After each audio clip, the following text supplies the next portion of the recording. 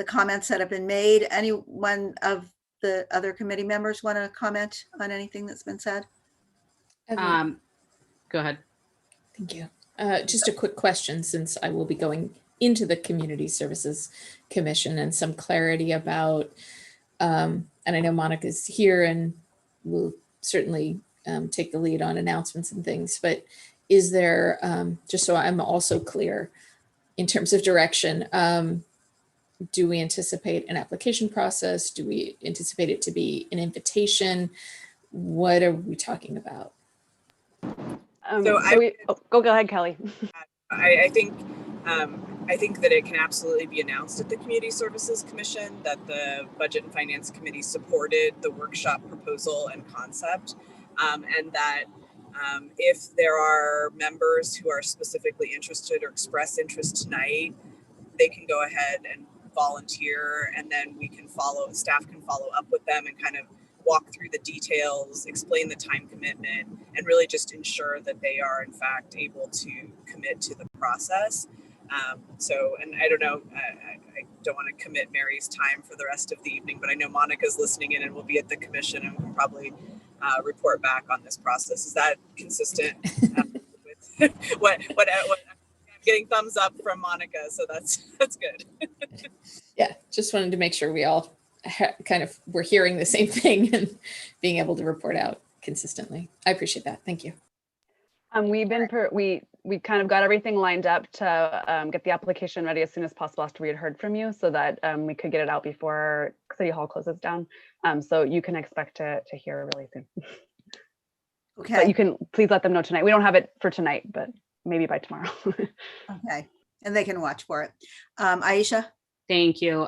So yeah, no, I personally, again, think that the CSE is perfectly fine. I also just want to highlight again that I would prefer some Black representation. The Chief Advisory Panel does not have a Black male on the entire panel. And I know that, we've consistently talked about some that community being one of the most targeted or most impacted, I should say. I also just want to highlight the fact that whatever ends up being decided and so forth, if we can have, as at least our budget committee, have consistent and constant updates, and just even, we're going to have a meeting tonight, these are the items, right? We don't, just as much as we can have some transparency ourselves, I think it's incredibly important. And the reason why I state that is because I think all of us, Councilmember Lamnin and myself and our mayor, of course, deeply care about this topic. And so I just want us to not go down 3 months and realize that, oh, this is not exactly what we assumed or thought or so forth. So that is at least one piece, and documentation, meeting minutes and so forth, be very clear too. Well, as I think the committee, task force, or the whatever you're calling them, the cohorts, the groups themselves would be, determining a lot of their own process, right? Correct, but I think the intent is to have the groups do exactly that, which is, or at least the 4 staff sort of liaison project managers of the process. We are trying to build in checkpoints with the Budget and Finance Committee so that there is that ability to course correct if the council members on the committee feel like it's gone completely the wrong direction. Yeah, and I know to our city manager, I know that this is not necessarily going to be a public meeting, and that's why I kind of just want maybe notes or a brief, this is kind of the direction or topic that we have discussed. So whatever can be done easily. I know that, the staff that's on board will definitely take notes. I know our Captain Brian Matthews is on the, and he's very studious. If you ever walk into his office, is pretty organized. So I'm sure that they're going to be taking notes and working on this, very, very effectively. So just for us, because I know that we're going to be a little out of the loop. So that's my one concern. Yeah, we'll figure out a way to maybe succinctly report back from each of the progress that has been made, and even if there's not meeting minutes or reporting. And even city manager, if in our one-on-ones, if you just want to have a conversation and say, okay, so this is what was discussed, what is your input, something like that with the 3 of us, I think that's sufficient too. Whatever's easier. Happy to do both of those things. And then Mayor, I think there's one. I just saw that there's another public comment. Is that what you were saying?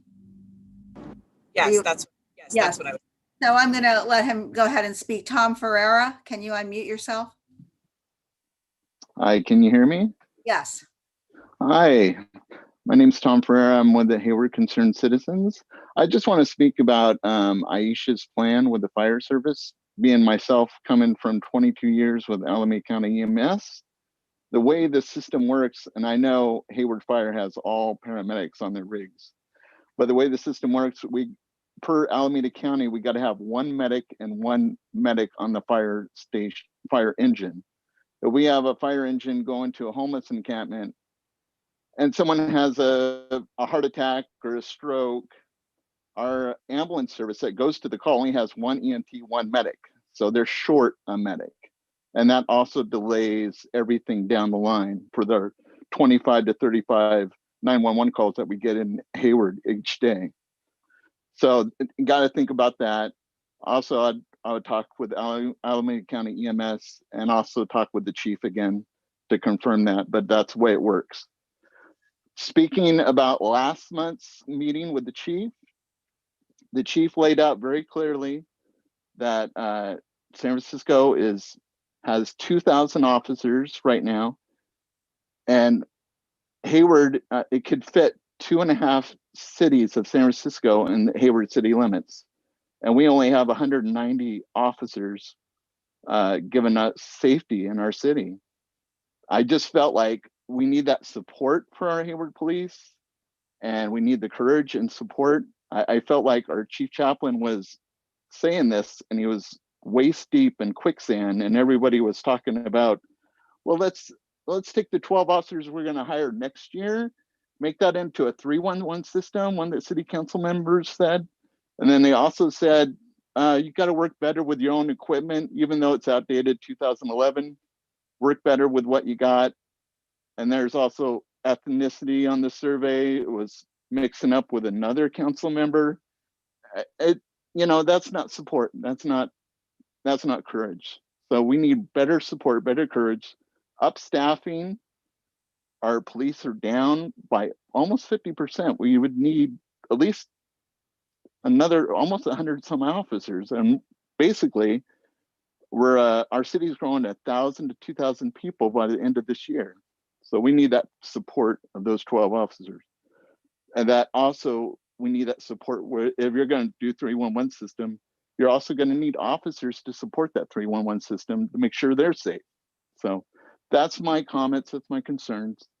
Thank you for your time. Thank you. And with that, seeing no Mayor? other, yes. I do have a quick comment. Well, one, I do want to appreciate Mr. Ferreira's comments. I genuinely agree with kind of the thought process. I do want to state that EMTs handle very basic calls and paramedics handle a little bit more in-depth calls, and hence why, it's a little bit of a different job. But I also just want to highlight when our chief of police presented last month, a couple of weeks ago, I agree. The survey was very clear, I think, to the entire council. What are some of the concerns internally within our police department, as well as our, SEIU staff and so forth. And crime is rising. We do have 11 homicides in the city. And I think that I just want to be very clear that these are two different topics. So one is addressing some of the community demands and needs that we do need to address regarding mental health and call centers and so forth and efficiencies. The other piece is crime. So I'm at least considering it in two different aspects. And I just want to make sure that Mr. Ferreira is aware, and he can obviously outreach to me and we can have a chat about it as well. So I just want to make it very clear to the public that for me, it's two different pieces of what public safety handles. Thank you. Okay, thanks. And with that, I think we can move on now from this. I think Steph, hopefully you have the direction. I think pretty much to go ahead with your proposal, but keeping in mind some of the comments that have been raised here about some of the concerns and working in whatever you can, but we'll look forward to a report back on what's happening at our January meeting. And with that, we're going to move. Well, first, we're going to go to item number 3, which is our budget calendar, not our committee calendar. But do you want to take that away, Mr. Clausen? Sure. So, and I can pull it up on the screen. Really, it's just bringing this to the committee to take a look at, offer an idea of sort of the roadmap that we plan to, the course that we plan to take here. Sorry, I'm trying to get be able to share my screen here. Hang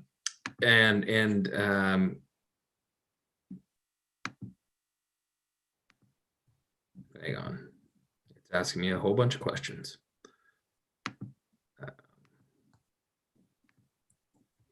Okay, so it's to give us a chance to understand the path that we're going to take here over the next few months, and with this fiscal year's budget process.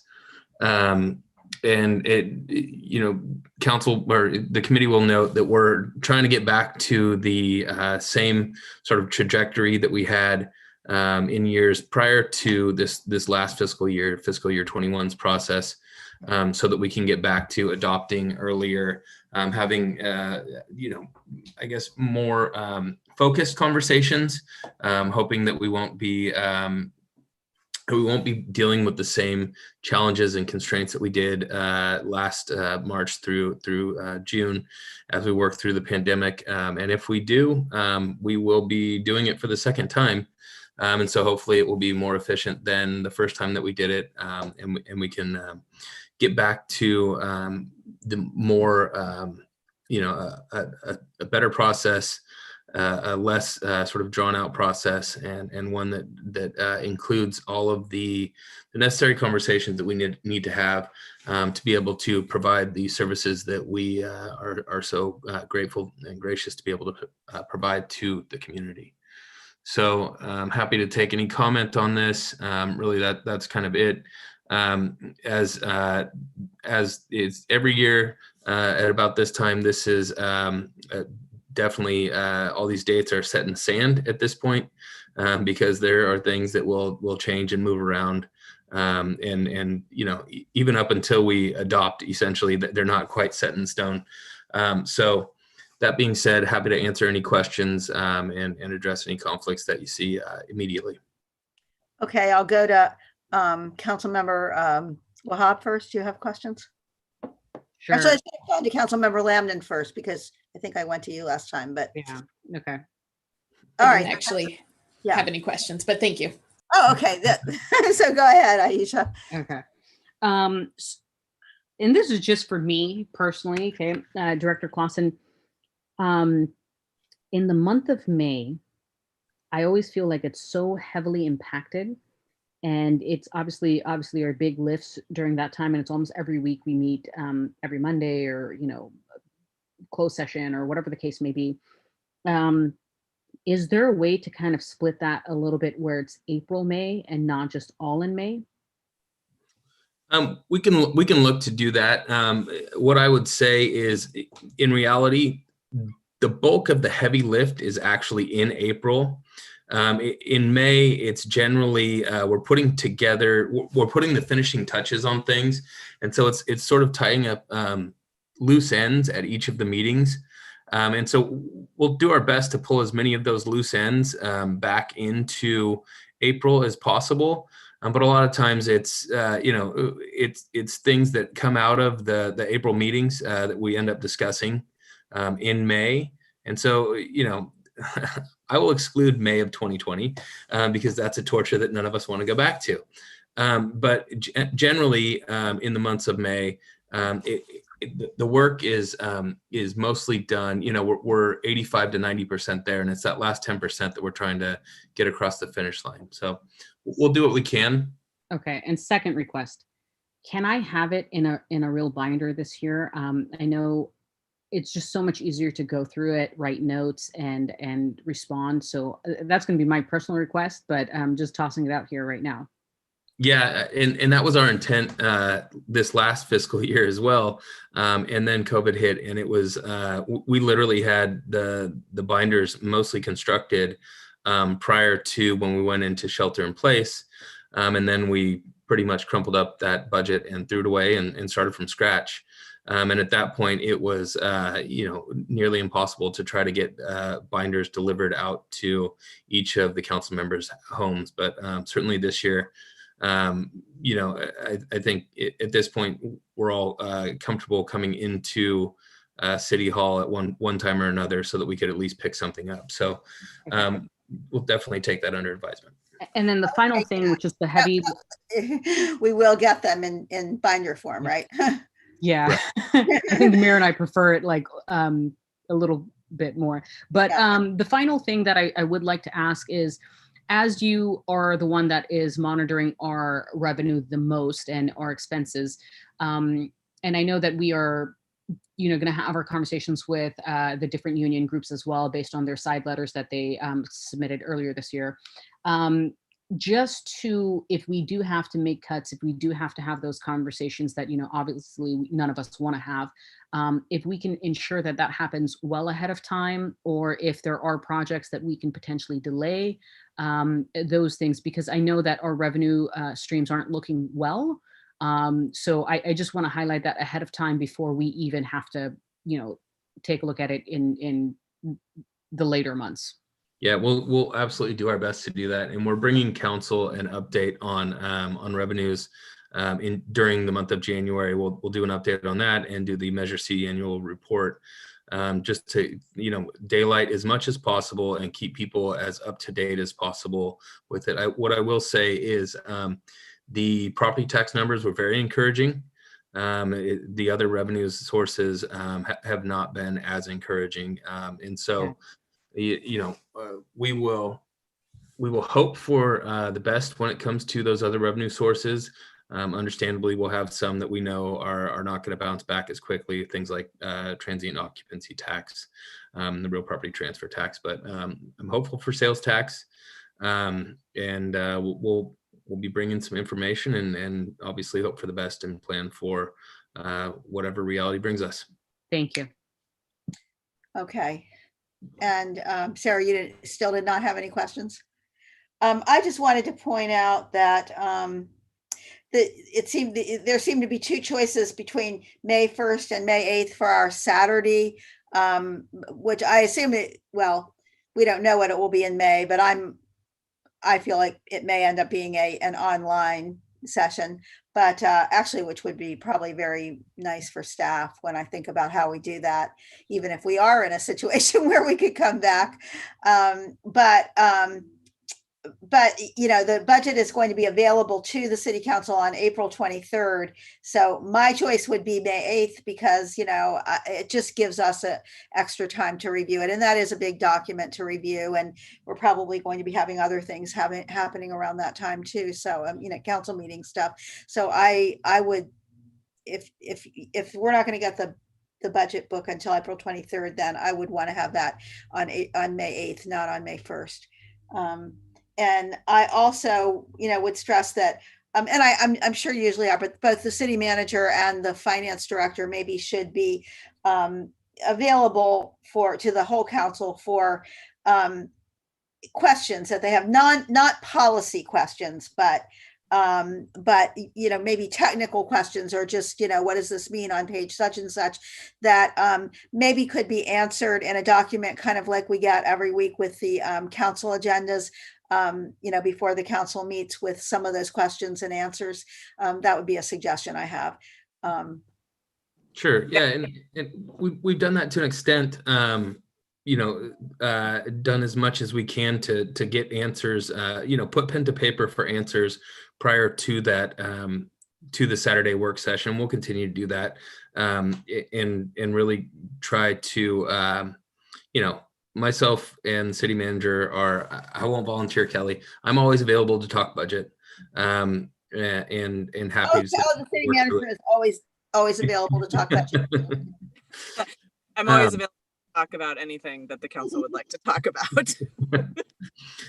So, certainly, and what I'll say is, if there are, if there's a conversation that any of you would like to have, not specific to a fiscal year, so the way something works, the way that something works, when it comes to the budget, or how do we come up with this convention, that sort of thing, that's not fiscal year dependent. Happy to have that conversation anytime. All right, and it can be certainly part of our budget debrief process too. Last year we all understood it was extraordinary circumstances, and you did a great job of, totally revising a budget that was almost ready to be launched when we suddenly realized it was going to be quite different. So thank you for that. If there are no other comments, are there any public? I can't. Could you take your Yep. screen? Yeah. Off. I don't see any hands raised on that from the public. So we'll move on to item number 4, which is our own agenda planning calendar, I guess. So, and I'm happy to put that up on the screen if folks would like that as well. Give me 1 second. Let me see if I can do it this time. There we go. Okay. Can you guys see that? yes. All right. So, happy to take any comments. We've got a very full agenda in January, with the potential of the need for a second meeting there, especially if we want to spend more time focused on the lean innovation process and where things stand with the process of the review of the police budget information. Otherwise it's a lot of revenue updates, bringing back the employee home loan discussion, and sort of some of the more typical items that we've got year in and year out. So. All right. Any comments from or questions from council members? So, and this is to our city manager and obviously Director Clausen. I know I talked about basically the budget overall that we were supposed to, in my opinion, see today as well. So if we can have, whether it's the overview of lean innovation process, or in the next month or so, or even if we're going to split up January and have 2 meetings in January, if we can actually talk about the actual budget, because that is a big piece that was not highlighted at all in this meeting. And I think that was one thing I wanted to ask the committee about, was basically scheduling a second meeting in January where we could then maybe split the topics. So maybe the first 3 topics on that list stay on one meeting, and then we have the policy workshop participants, the lean innovation process, and the police budget on a separate meeting, probably preferably earlier in January if possible, just so we can get going and make sure the teams are moving forward. I would prefer earlier as well. So I'm completely down for that. Sarah? Yeah, I think that's great. Doing a deep dive into the policing budget. Obviously, we've been talking about that for a couple months now. So that's a priority. And I'm fine to have that be an earlier meeting. I don't know how much overview of the lean innovation process we still need. If those topics were already covered today or. Yeah, and I think we had put that on there as a potential topic in case the council, the committee wanted a further sort of overview, but we don't need to. We can spend most of that meeting on the police budget and not the lean innovation process. So I would think if we're going to stick to a Wednesday, it would have to be the 6th. Can we do that? That's fine for me too. Just double checking. I'm just trying to give you a real answer. Yeah, I'm okay with that. I think that may be difficult. We'll see what we can do. We may have to find another day to do that, only because with City Hall closed, beginning Monday and until the 4th, may be difficult to get all of that information compiled for folks. What I might suggest, Dustin, is maybe you or Chrissy can poll the committee members for some possible dates, and we can work with Colleen to do that for some possible. It will probably not be a Wednesday then, or unless it's the 6th, but the 13th is probably out for the city manager and I. So,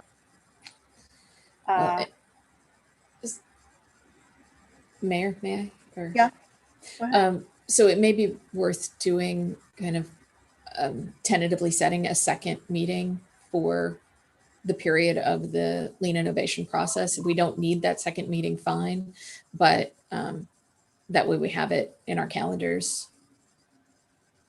So why don't we, as we're polling and putting, Right. we'll go ahead and just schedule 2 meetings a month and try and find 2 dates for each month that work, just that we have those held for the committee. And we can do that when we look for the January meeting. That's what I Or was thinking. another question is, okay, so for example, we have revenue review for fiscal year 2021 and COVID funding update.